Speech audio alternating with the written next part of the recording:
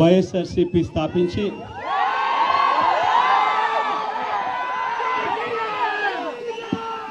15 సంవత్సరాలు దాదాపుగా ఈ రోజుతో మొదలవుతా ఉంది.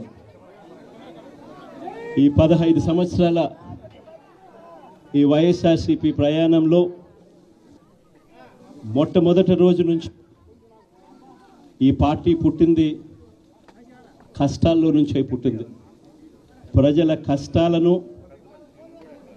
వైఎస్ఆర్సీపీ పార్టీ తమ కష్టాలుగా భావించి ప్రజల తరపున వాయిస్ ఆఫ్ ది వాయిస్లెస్ కింద ప్రతి అడుగులోనూ పోరాటం చేస్తూనే వస్తూ ఉంది వైఎస్ఆర్సీపీ.